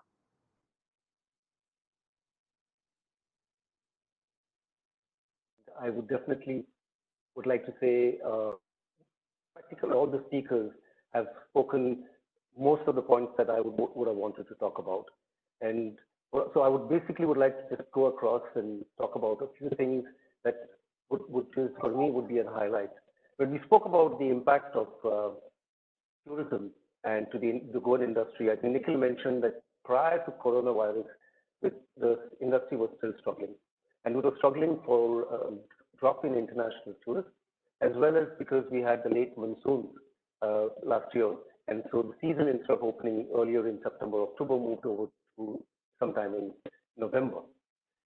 That happening too with coronavirus, we really suffered.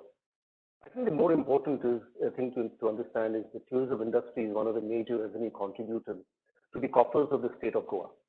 And in 2018, it contributed to 40% of that revenue. So when tourism gets impacted, it's not only the industry, it's also the other major businesses related to the tourism industry and the people which are suffering. So that, I think, for me was a highlight, which is why Goa would feel this pain far more than in any other state or any other country. But as some of us had spoken already earlier, it's important for companies and businesses to maintain liquidity and keep the cash flow going. And one of the ways to do it would be an example of how Princess Cruises did a special advance booking program in Australia, despite going through a very negative press. And they seem to have done absolutely well and sold out. What is also required, and also mentioned by some of our earlier speakers, and especially Mr. Atree at the moment, was stronger, deeper private government sector collaboration. I cannot emphasize more on this. I was very happy to hear the Secretary and the Managing Director of GTDC stating what they intend to do for Goa. I was very happy to see that they're changing the paradigm of travel from volume tourism to very specialized rural or heritage and cultural tourism. kudos, that's great. But let's believe that we're not going to do over-tourism in those sectors as well. We need to understand, like Carolyn mentioned, what is your carrying capacity of the hinterland? Do you have sufficient infrastructure? Are you going to maintain the communities that the way they are? That's the reason why people will be coming into the hinterland. So a few things that we need to keep in mind.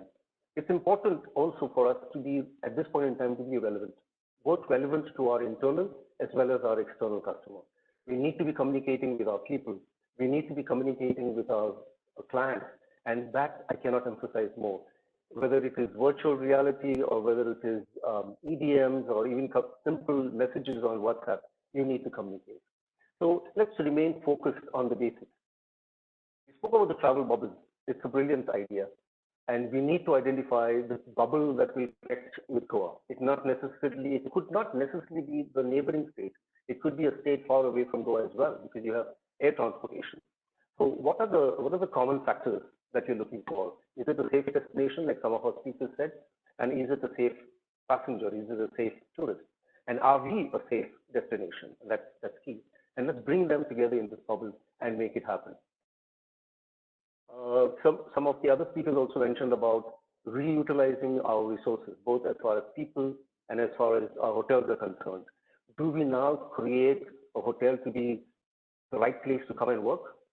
We're going through a phase called work from home. So can hotels do that? Can hotels convert their outdoor areas into dining experience where it's very easy to maintain social distancing? So having said that, I think there's a few thoughts that you would be having. Please put it together, and maybe we need to sit down and discuss it as a group of travel agents and maybe with the government as well. On, is there a new norm? I have my doubts. I don't know, and I don't think so. There is a new norm. I feel there are just two things. One, they say old habits die hard.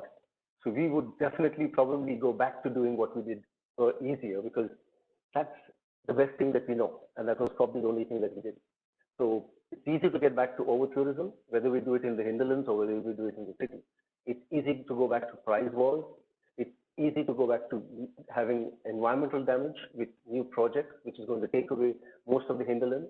So I think we need to keep an eye on that. But if an old dog can be taught new tricks, then that would be absolutely fantastic. High-end tourists would be an ideal solution to the present problem. It was mentioned by one of the speakers that we're looking at high-end tourists. I would basically say we need to look at the high-yield tourists rather than the high-end tourists. And if you have noticed the Condé Nast survey on the luxury travel, Goa, 50% of the luxury travelers have chosen Goa as the next destination. So here we are. There's an opportunity. We need to create both a domestic travel bubble and also plan for the international travel bubble and look at those opportunities that we need to take forward. Why are we continuing to do businesses that the way we are already doing? We need to do something different.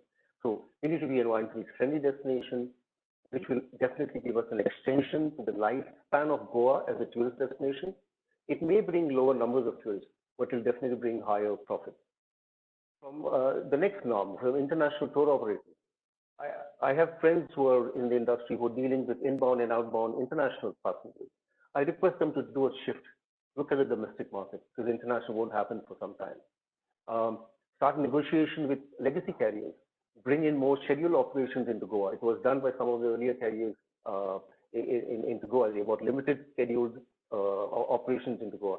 Look at that, because your availability will now be on the GDSs and so many other automated systems. The government and the private sector need to be talking on the cruise line front.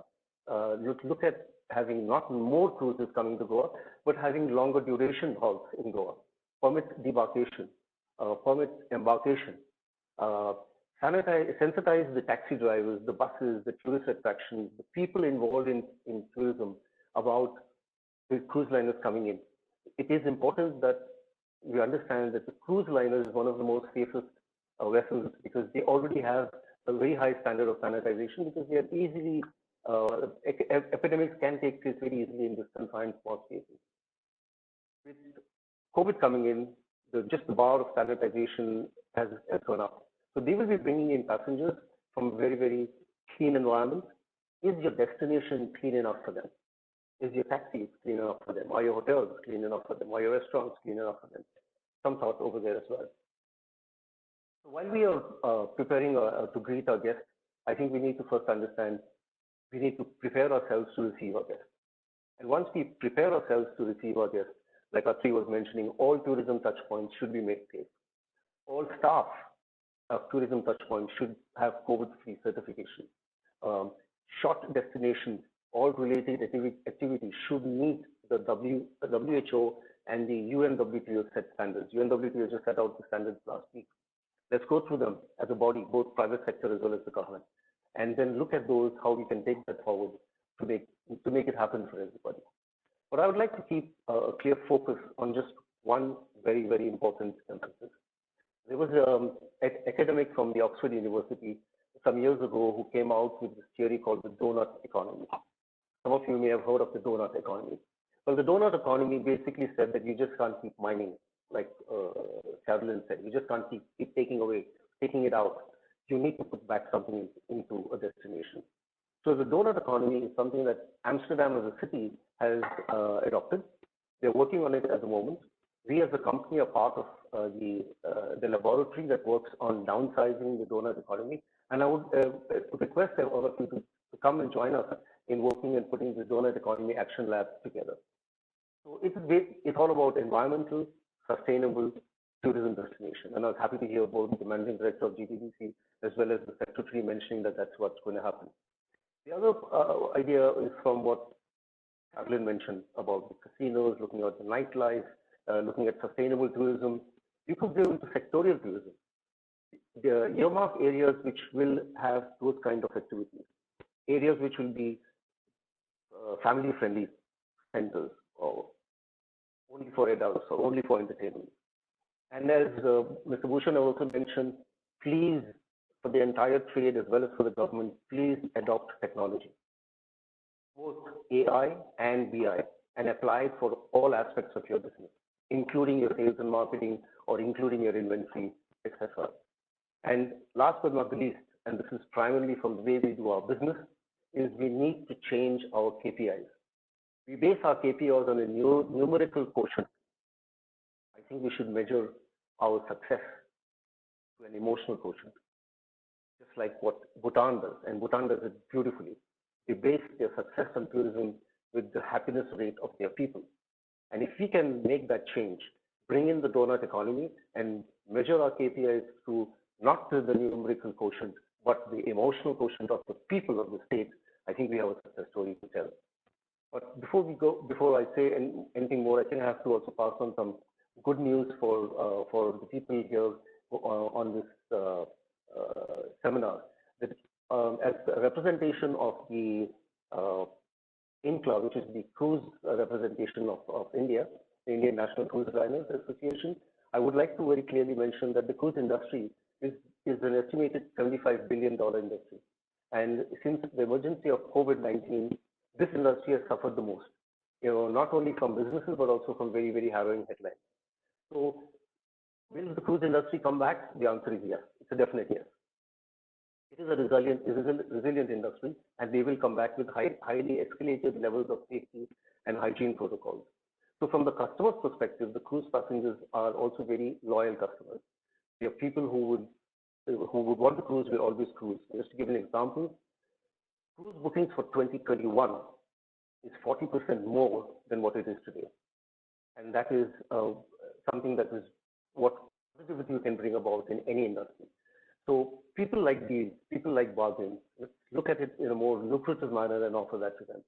With regards to the ships, they have a global market and they're very unlike hotels.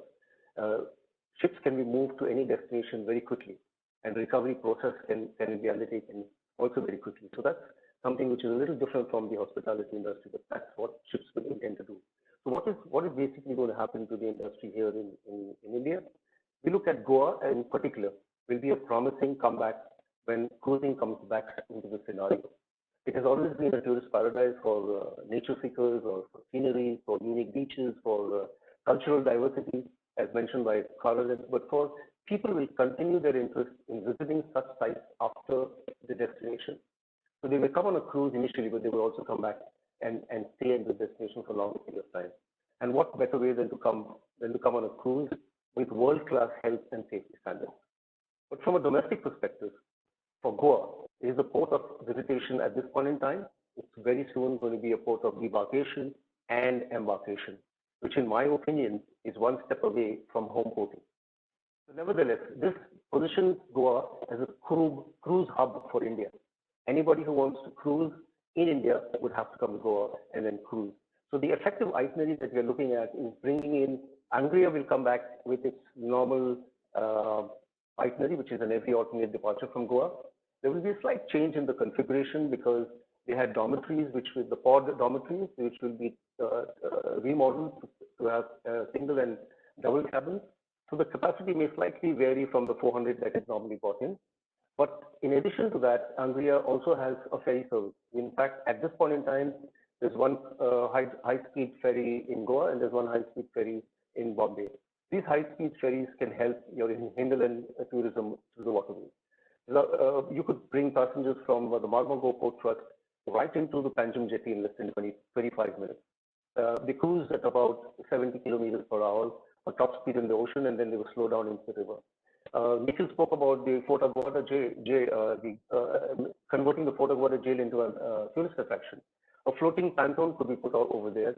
The ferry could come in from the port up to Fort Aguada, drop off passengers there, and they could then access the North Goa beaches through Fort Aguada after visiting the scenario there. So a lot of positive things happening from the cruise side. The Sagarmala program, which is there from the government, has 574 projects coming up. Modernization of ports is one of them.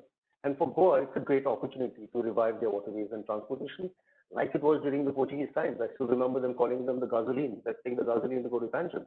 So there is this great opportunity. Nilesh will be coming in.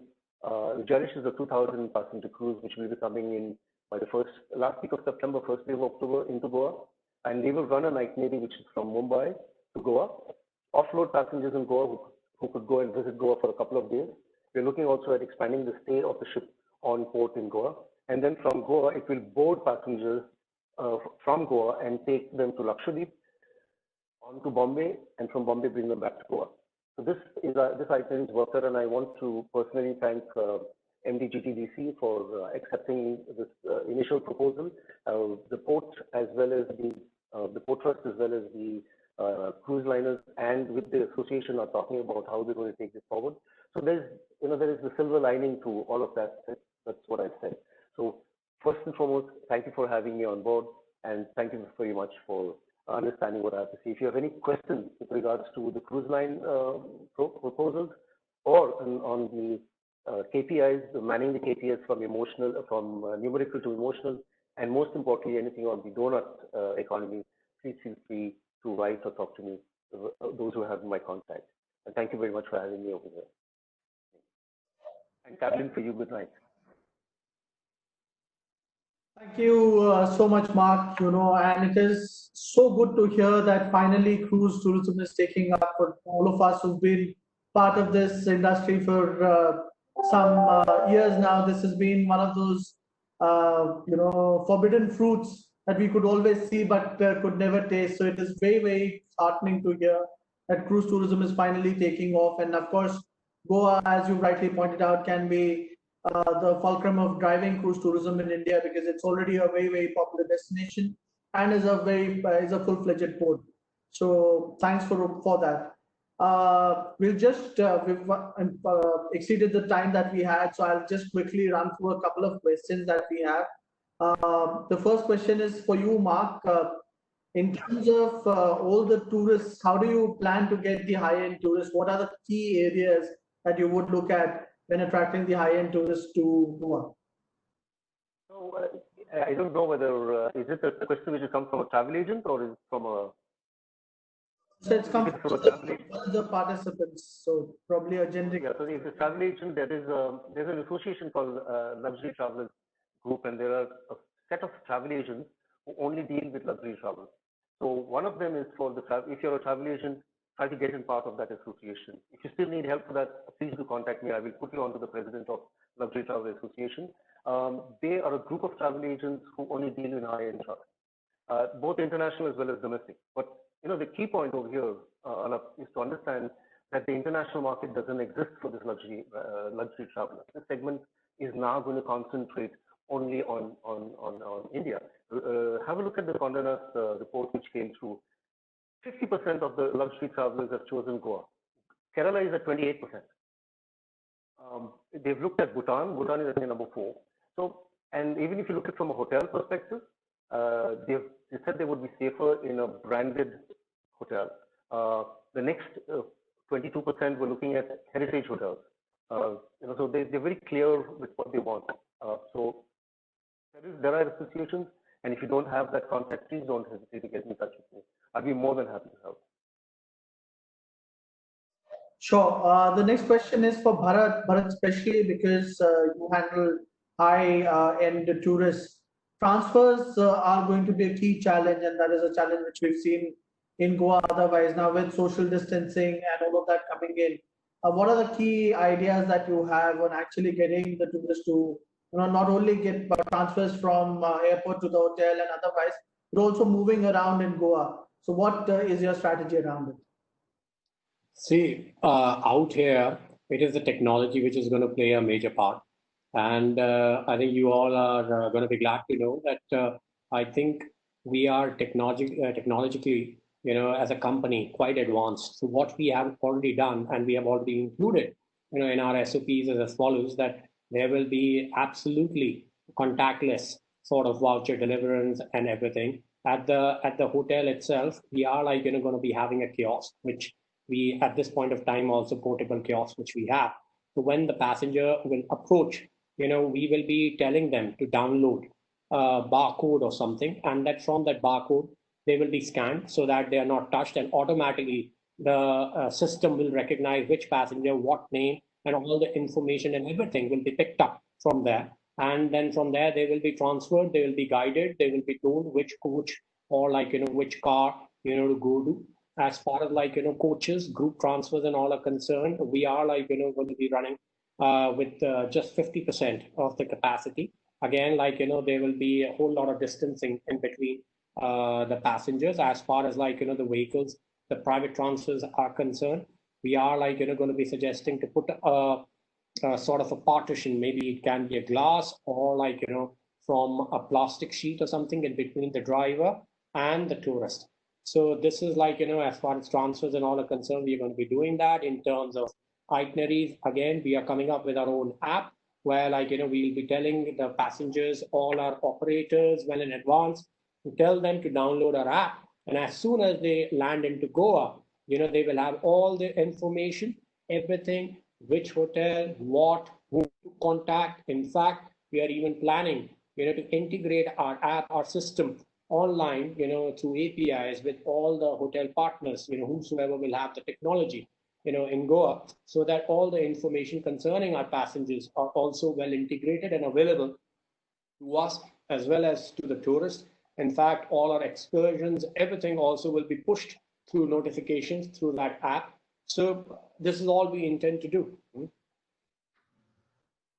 And in fact, sorry to budge in there, there was a question for Mark, in fact, before, when they talk about luxury, tourists, I would like to tell, everyone out here that, luxury, tourism is going to be more popular right now because, see, there is a notion in everybody's head that when it comes to luxury, high-end hotel brands, everyone will be following a really strict, protocol, SOPs in terms of hygiene. So people at that point of time, will not mind spending more money, when it comes to the health, particularly right now. So they will be okay. They'll be happy to spend the money and to go for such sort of hotels or to work with such sort of tour operators in line of these tours because they know that they are safe. Their health is safe.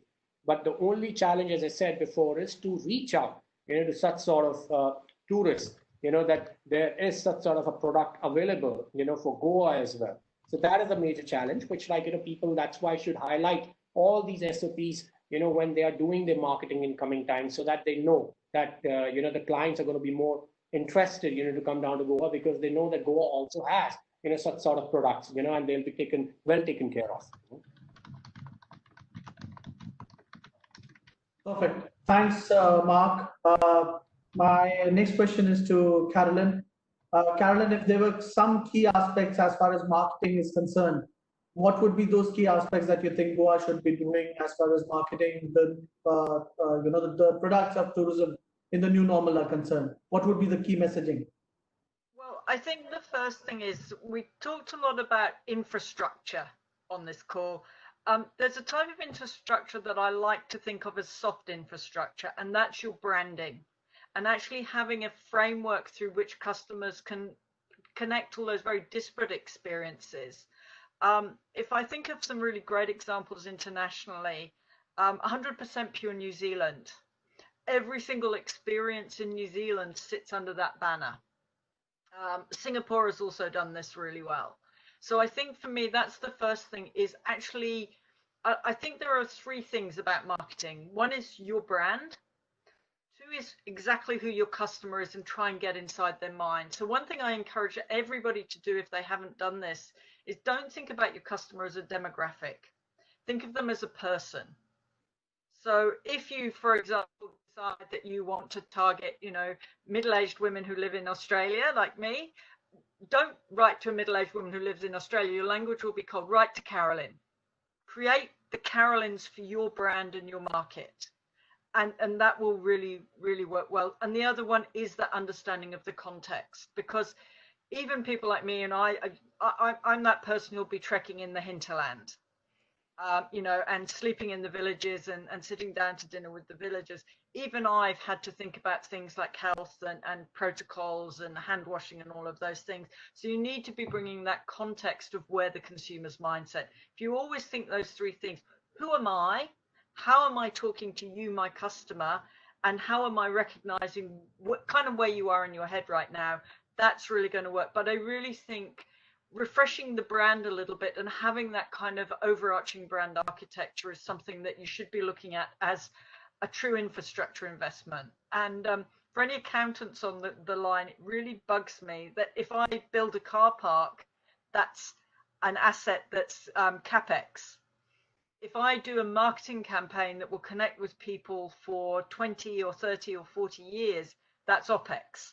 But it's not, it's actually an investment in your brand. And this is a mistake that consumer brands don't make.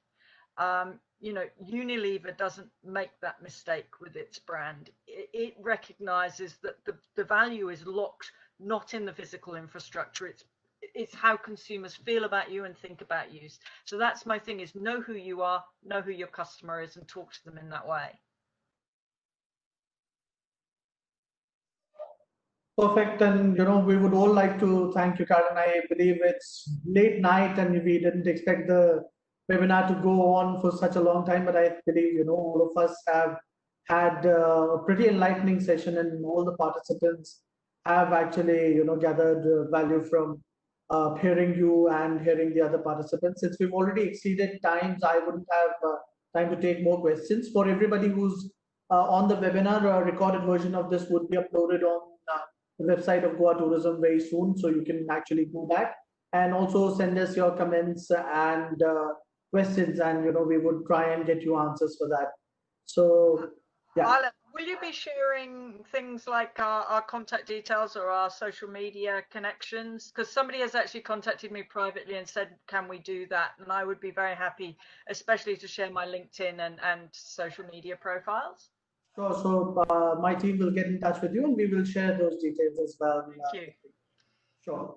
So thank you, everybody, and good evening to everybody in India. And thank you so much, Carolyn, for joining us, even though it's pretty late in Australia. Thank you so much. Like in global tourism, we're a 24/7 industry. True. Right. Thank you so much, and good evening to everybody. Good evening, everyone. Thank you. Good evening. Thank you. Bye-bye. Thank you.